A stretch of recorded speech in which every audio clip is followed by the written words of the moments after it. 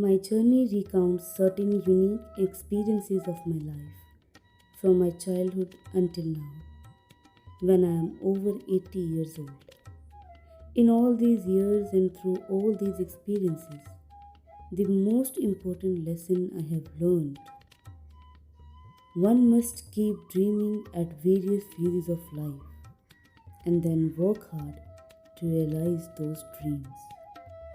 If we do so, then success is imminent. To the many people I meet, I always say, dreams are not those that we see in our sleep. They should be the ones that never let us sleep. The idea for this book came to me one day while I was walking in my garden.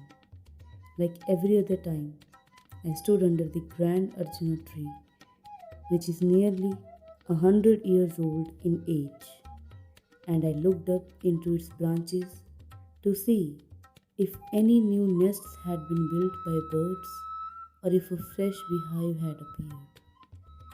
And something in that moment, as I gazed up at the tree in the city of Delhi, reminded me intensely of my father. He too was an early riser whose first few hours of the day would be spent with the nature, examining his coconut trees, walking the roads of the town we lived in. I recalled with a smile and a feeling of happiness my childhood, the people who inhabited it, the hands I held while I traversed it.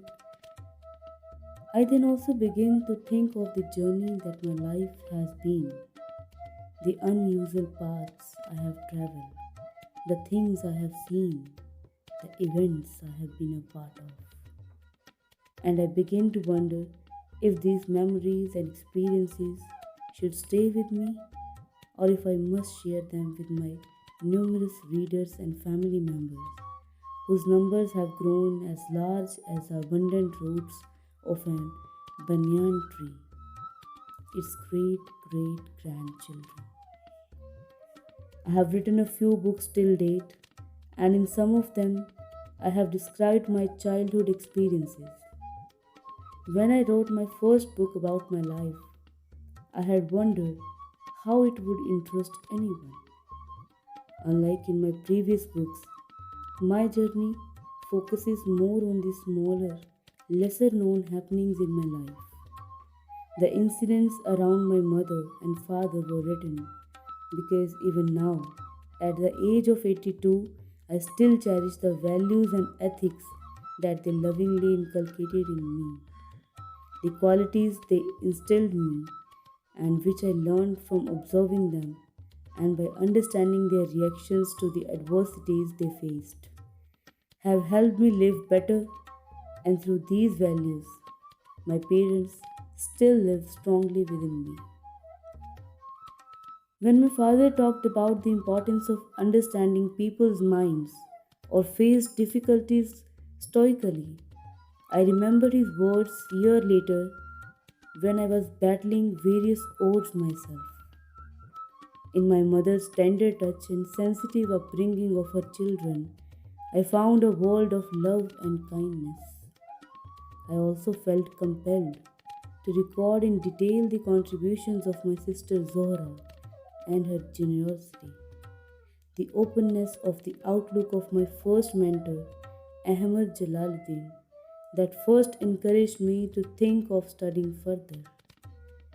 Instances such as my failure to qualify for the Indian Air Force and the other adversities I have been witness to have all brought home to me the necessity of setbacks in one's life.